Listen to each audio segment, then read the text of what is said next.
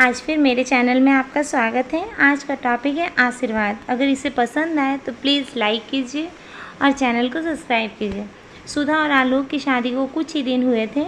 सुधा ने आलोक के लिए चाय लाकर मेज़ पर रख दी और चुपचाप मेज़ के पास पड़ी कुर्सी पर केतली के प्याले में चाय डालने लगी।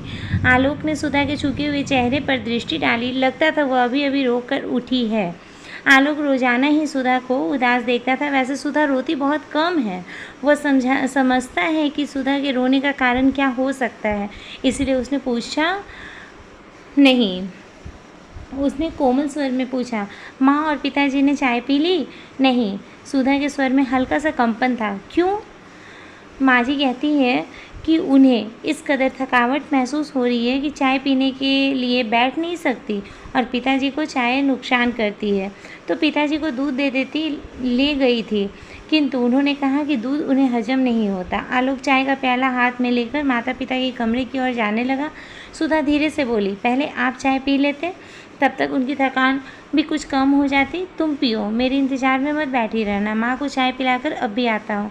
सुधा ने चाय पी ली, गोद में हाथ रखे खिड़की से बाहर देखती रही।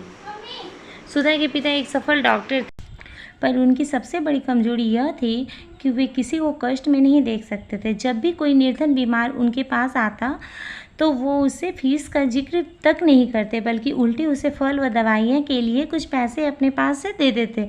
परिणाम यह हुआ कि वे जितना काम वो मेहनत करते थे उतना धन संचित नहीं कर पाए। फिर उनकी लंबी बीमारी चली। जो थोड़ा बहुत धन था वो भी खत्म हो गया। उनकी मृत्यु के बाद सिर्फ एक मकान के अलावा और कोई संपत्ति नहीं बची थी। सबसे बड़ी बहन होने के नाते नीलम ने घर का भार संभालना अपना कर्तव्य समझा। उसने एक स्कूल में अध्यापिका की नौकरी कर ली। छोटी बहन पूनम मेडिकल कॉलेज में चौथे साल में थी और भाई गौरव BA द्वितीय में था। आलोक ने जब सुधा के सामने विवाह का प्रस्ताव रखा तो उसने साफ इनकार कर दिया। उसका कहना था कि जब तक पूनम पढ़ाई पूरी नहीं कर लेती और कमाने लायक नहीं हो जाती तब तक वह विवाह के बारे में सोच भी नहीं सकती। इस पर आलोक ने आश्वासन दिया था कि विवाह में तुम्हारा कोई खर्च नहीं होगा और विवाह के पश्चात तुम जितना भी कमाओगी तुम अपने मायके में देना। आलोक का यह तर्क भी था कि वह एक मित्र के नाते उसके परिवार के प्रति सब कुछ नहीं कर सकता जो परिवार का सदस्य बन के कर सकता है, इसलिए आलोक शादी करना ही सही समझा। यह तर्क सुधा को भी अच्छा लगा। कभी कभी अपनी चिंताओं के बीच वह खुद को अकेला महसूस करती थी। उसने सोचा यदि उसे आलोक जैसा साथी जो उसकी भावनाओं को अच्छी तरह समझ सकता है मिल जाएगा तो उसकी चिंताएं कम हो जाएगी। फिर भी सुधा का आकांक्षा थी कि अकेली संतान होने के कारण आलोक से उसके माता पिता को बहुत सारी आशाएं होंगी और इसलिए शायद उसे दहेज रहित लड़की को अपनी बहू बनाने में आपत्ति होगी। इस बात को भी आलोक ने टाल दिया। उसका कहना था कि उसके माता पिता उसे इतना अधिक प्यार करते हैं कि उसकी इच्छा के सामने वे दहेज जैसी बात सोचेंगे तक नहीं। आलोक के पिता प्रबोध राय एक साधारण ऑफिस असिस्टेंट की हैसियत से कभी ऊपर नहीं उठ सके। आलोक उनकी आशाओं से बहुत अधिक उन्नति कर गया था। घर के रहन सहन का स्तर भी ऊंचा उठ गया था। आलोक सोचता था कि उसके माता पिता उससे अर्जित आय से ही इतनी अधिक संतुष्ट हैं कि सुधा के वेतन की आवश्यकता अनुभव नहीं करेंगे। यही उसकी भूल थी जिसे वह समझ पाया था। उसके माता पिता ने पुत्र का विवाह बिना दहेज लिए केवल इसलिए किए थे कि बहू अपने वेतन से वह कमी पूरी कर देगी। जब उनकी यह आशा पूरी नहीं हुई तो वो कष्ट में हो गए और वो सोचने लगे कि उन्हें धोखा दिया गया है। आलोक कमरे में पहुंचा तो उसकी माँ सुमित्रा अपने पलंग पर लेटी हुई थी और प्रबोध राय कुर्सी पर बैठे समाचार देख रहे थे। आलोक बोला, माँ, नीलम कह रही है कि आप थकान महसूस कर रही हैं, चाय पी लीजिए, थकान कुछ कम हो जाएगा। रहने दे बेटा, चाय के लिए मेरी तनिक भी इच्छा नहीं है। तो बताइए फिर क्या लेंगी? सुधा पिताजी के लिए मौसमी का रस निकाल रही है, आपके लिए भी निकाल देगी। रहने दे, मैं रस नहीं पीऊँगी। मैं तेरी माँ हूँ। क्या मुझे अच्छा लगता है कि अपने खर्चे बढ़ा कर तेरे ऊपर बोझ बन जाऊँ? क्या करूँ? उम्र से मजबूर हूँ, अब काम नहीं होता तो फिर क्यों नहीं सुधा को रोटी बनाने देती? वह तो कहती है कि सुबह आप दोनों के लिए रोटी बनाकर स्कूल जा सकती है। कैसी बातें कर रहा है आलोक? 7 बजे का पका खाना 12 बजे तक बासी नहीं हो जाएगी? तूने कभी देखा है पिताजी को ठंडा फुल्की खाते हुए? फिर एक ठंडी सांस लेकर माँ बोली, माँ बाप पुत्र का विवाह कितने अरमानों से करते हैं। घर में बहू आएगी, रौनक लाएगी, शरीर को आराम मिलेगा। फिर एक और लंबी सांस छोड़कर बोली, खैर इसमें किसी का क्या दोष, अपना अपना समय है। श्याम सुंदर लाल 25 लाख रुपए और एक कार देने का वादा कर रहे थे। कैसी बात कर रही हो माँ? जो लड़की इतनी रकम लेकर आती वह क्या आपको रस निकाल कर देती? कार में उसे फिल्म दिखाने और शॉपिंग कराने में ही मेरे आधे वेतन ख़त्म हो जाते। ऊपर से उसके उलाहने सुनने को मिलते कि उसके मायके में कितने नौकर जाकर काम करते थे। और माँ, यदि मेरा विवाह भी हुआ ही न होता तो क्या होता? यदि सुधा कुछ लाई नहीं तो अपने ऊपर खर्च भी तो नहीं करवाती। तुमसे इतनी बार मैंने कहा है कि नौकर रख लो, पर तुम्हें नौकर के हाथ के खाना पसंद ही नहीं है। अब तुम ही बताओ माँ, यह समस्या कैसे हल होगा? सुमित्रा के पास जो समाधान था वह उसके बिना बताए भी आलोक जानता था, सो वह चुप रही। आलोक फिर बोला, थोड़े दिन और धीरज रखो माँ। पूनम ने आखिरी वर्ष की परीक्षा दे दी है, अब उसका खर्च तो समाप्त हो ही जाएगा।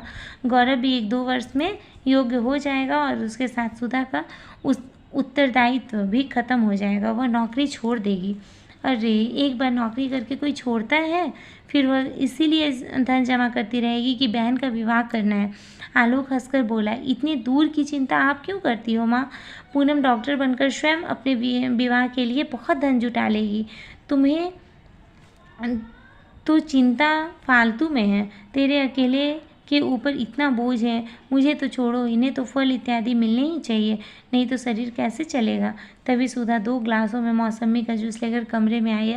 आलोक हंसकर बोला, देखो माँ, तुम तो केवल पिताजी की आवश्यकता की बात कह रही थी।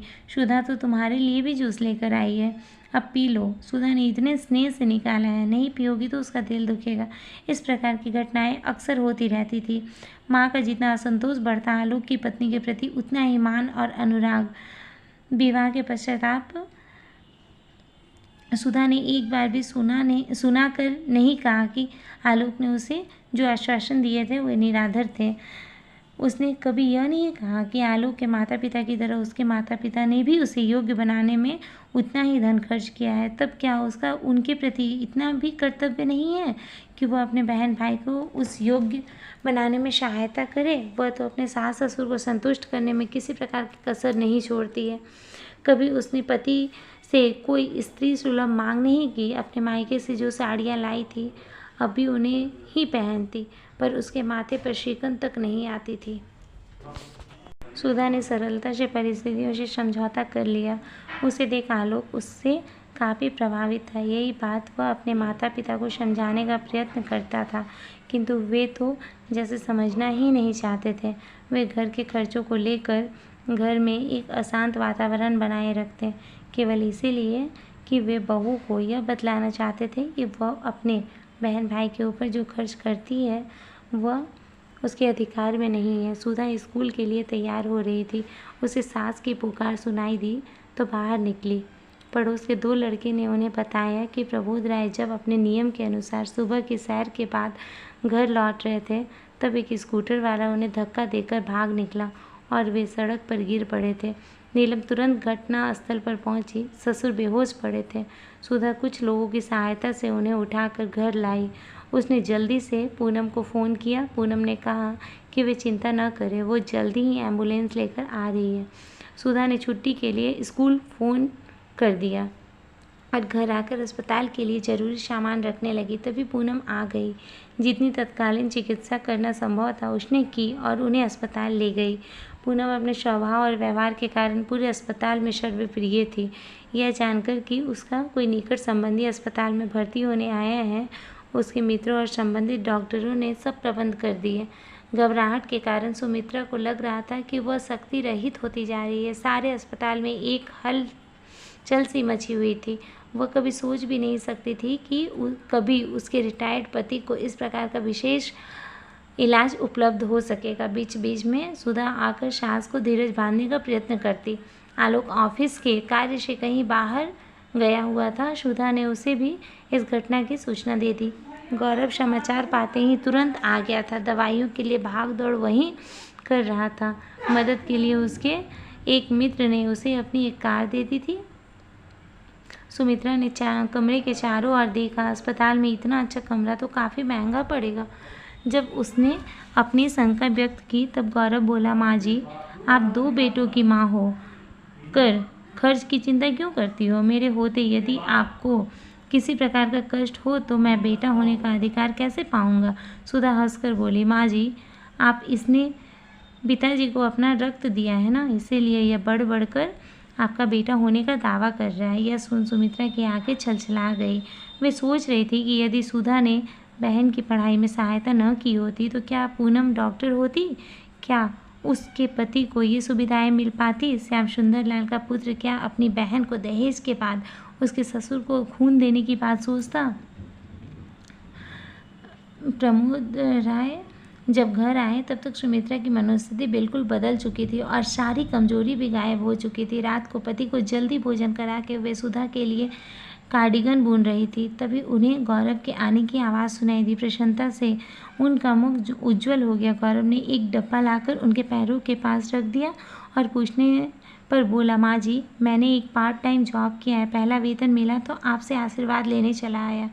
यह सुनकर सुमित्रा चकित रह गई। वे रुष्ट होकर बोली, क्या तेरा दिमाग खराब हो गया है? पढ़ना नहीं है जो पार्ट टाइम जॉब करेगा? पढ़ाई में इससे कुछ अंतर नहीं पड़ेगा माँ। बेशक अब आवारागर्दी का समय नहीं मिलता। मैं तेरी बात नहीं मानूंगा जब तक तू नौकरी छोड़ने का वादा नहीं करेगा। मैं इस डब्बे को हाथ भी नहीं लगाऊंगी। और माँ जी, आप जो जीजा जी से भी ज़्यादा भी धमकियाँ दे रही हैं। चलिए, मैंने आपकी बात मान ली, अब शीघ्र डब्बा खोलिए, गौरव ने आतुरता से कहा। डब्बा खोला तो सुमित्रा दंग रह गई और डबडबाई आंखों से बोली, पगले, मैं बुढ़िया यह साड़ी पहनूंगी? यह जीजी को देता ना, पहले माँ फिर बहन। अच्छा माँ जी, आप जल्दी से आशीर्वाद दो। और गौरव ने सुमित्रा का हाथ अपने सिर पर रख लिया। सुमित्रा हंसे बिना नहीं रह सकी। तू तो बड़ा शातिर है, आशीर्वाद देने के लिए भी रिश्वत देता है। तुम सब भाई बहन सदा प्रसन्न रहो और दूसरों को प्रसन्न रखो। मैं तो कामना करती हूँ कि कभी दुखों का साया भी नहीं आए तुम सब भाई बहन पर। दूधो नहाओ, पूतो फलो। सुमित्रा भी अब के साथ साथ सबके साथ रहने लगी।